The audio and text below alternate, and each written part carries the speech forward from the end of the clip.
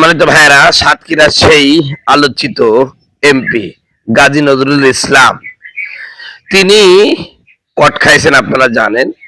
একজন বুড়া খাটাস বলা যায়।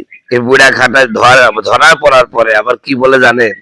কয় আমরা মামুনুল হকের সাথে জোট করেছি, ঠিক আছে, কিন্তু মামুনুল হকের ঘটনার সাথে আমার ঘটনা মেলাবেন না। কারণ মামুনুল হক রিসোর্টে গিয়েছিল বন্ধুর বউ নিয়ে, আর আমি রিসোর্টে গেছি আমার স্ত্রী নিয়ে। তাহলে আসুন যে তিনার স্ত্রী কিনা।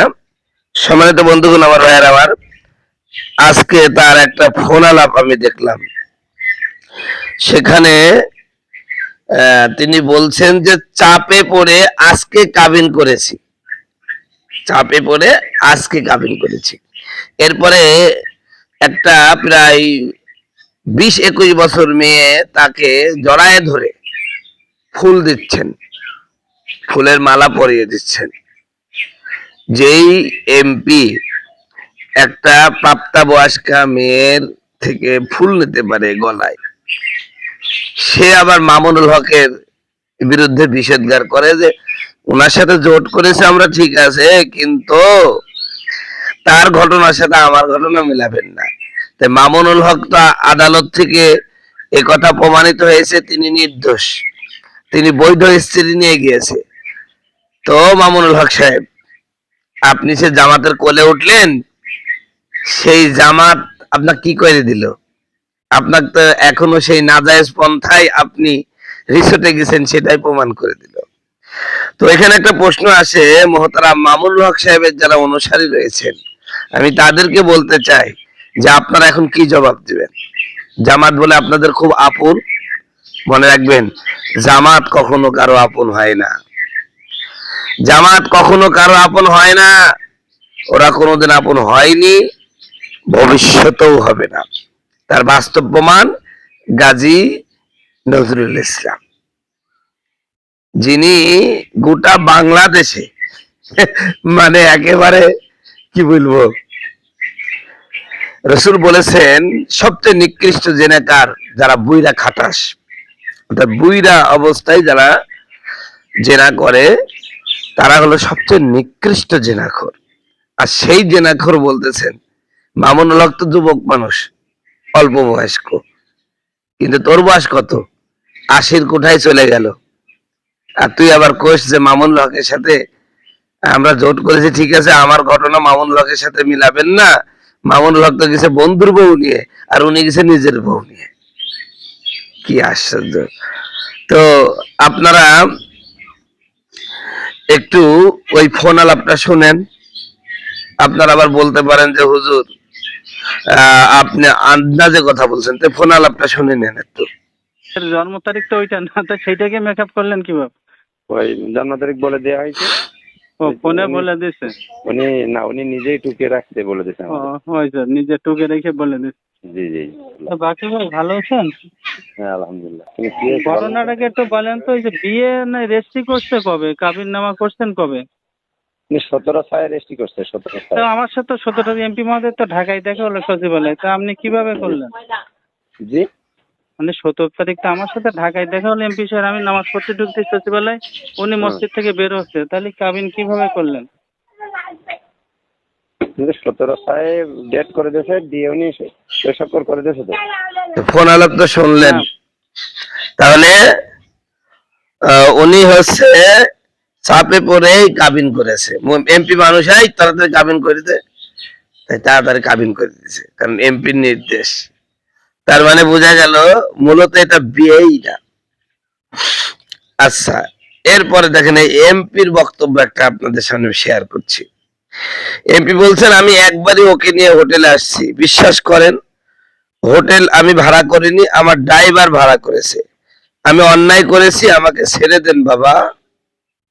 আবারও পড়ছি, জামাতের ভাইরাল এমপি নজরুল তিনি বলছেন আমি একবারই ওকে নিয়ে হোটেলে আসছি, বিশ্বাস করেন হোটেল আমি ভাড়া করিনি, আমার ড্রাইভার ভাড়া করেছে।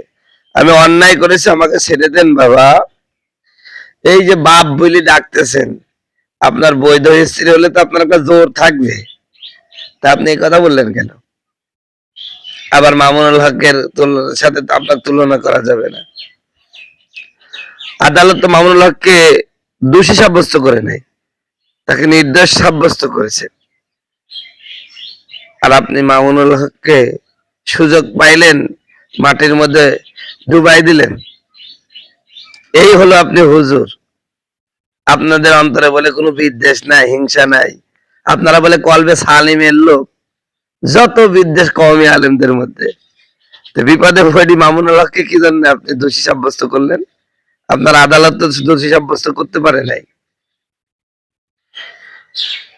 আমাদের আর পাঙ্কু হুজুর আছে, সেই পাঙ্কু হুজুরের নাম এমপি আমির হামজা। তিনি আবার কি ওয়াজ করেছে জানেন? আল্লাহ যদি কিয়ামতে জান্নাত দেওয়া আরম্ভ করে, প্রথমেই সাতক্ষীরা দিয়ে শুরু করবে। তো সাতক্ষীরা কি নজরুল সাহেবের থেকেই শুরু করবে নাকি আমার দুষ্টু মানে একটা কালো প্রশ্ন আমির হামজার কাছে। ও আমির হামজা ভাই, তাহলে সাতক্ষীরা থেকে যদি জান্নাত দেওয়া আল্লাহ শুরু করে কিয়ামতের ময়দানে, তাহলে মনে হয় গাজী নজরুল ইসলামের থেকেই শুরু করবে। কারণ তিনি জান্নাতের সাথে দুনিয়া থেকেই পাচ্ছেন। কচি কাঁচা মেয়ে বিয়ে করছেন, কি বলছে, কচি কাঁচা মেয়ে নিয়ে রিসোর্ট হোটেলে যাচ্ছেন, আবার ড্রাইভারের উপর দোষ দিচ্ছেন, আবার কখনো বলছেন এই ড্রাইভারই ভিডিও করে সাইডে দিয়েছে। কি রে জ্বালা জ্বালা, এ জ্বালা আর সহ্য করা যাচ্ছে না। তো বন্ধুগণ, আমার ভাইরা আমার, তো আজকের এই আলোচনা থেকে সুস্পষ্ট প্রমাণিত হলো, একদিক দিয়ে চরমোনাই ভালো, চরমোনাই জামাতকে চিনতে পেরেছে, কিন্তু মামুনুল হক চিনতে পারে নাই। তো এতদিন পর্যন্ত আমি জানতাম যে মামুনুল হক সাহেবের রাজনৈতিক দূরদর্শিতা খুব প্রখর। এখন তো দেখছি চরমোনাও কমানা রে ভাই, চরমোনা তো বাইচা গেছে যে জামাত থেকে তিনি তারা হচ্ছে বের হয়ে গেছে। তা নাহলে তো চরমোনা পীর সাহেবকেও খবর করে দিত। তো যাই হোক, চরমোনা অন্যান্য মুরিদ নিয়ে বিভিন্ন কথাবার্তা আছে, তারা বিভিন্ন, কেউ নাইবা ভাবির পাগল, কেউ বা অন্য ভাবির পাগল। কিন্তু চরমোনার দুই পীর সাহেবের এই দিক দিয়ে একটা ভালো গুণ আছে যে ইনারা কোনো নারী নিয়ে কোয়াট হয় না, এবং এতদিন পর্যন্ত হয় নাই। সামনে কি হবে বলতে পারছি না, তবে এতদিন পর্যন্ত আলহামদুলিল্লাহ ভালো আছে। তো যাই হোক, আমরা যারা হুজুর, তাদের প্রতি আমার একটা নসিহা, খবরদার ভাই কট খাইও না। যদি 2-3টি বি করতে মন যায় কইরো, বউ নিয়ে এনজয় করতে চাই এনজয় করো, নিজের বাড়িতে করো। খবরদার এই হোটেল মোটেলে নিয়ে যাও না ভাই। তুমি হুজুর মানুষ, তুমি হোটেলে কি জন্য যাবা? তুমি 2-1 গ্রাম বেশি করে মারো, কিন্তু নিজের বাড়িতে মারো, অন্য জায়গায় মারো না, তাহলে এরকম হবে দেখা যাচ্ছে।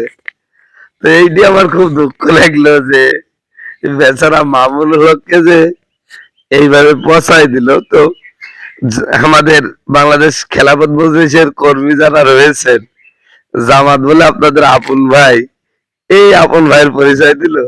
তো এটাই প্রশ্ন মহতারাম মাওলানা মামুনুল হক সাহেবের অনুসারীদের কাছে, যে আপনারা এখন কি জবাব দিবেন? প্রশ্ন থেকে গেল, কমেন্টে জবাব দিবেন, আর চ্যানেলটা সাবস্ক্রাইব করবেন। ভালো থাকবেন, সুস্থ থাকবেন, সুখে থাকবেন। বাংলাদেশের সকল ঘরানা আলেমদেরকে আল্লাহ হেফাজত করুন এই সমস্ত অকাম কুকাম থেকে।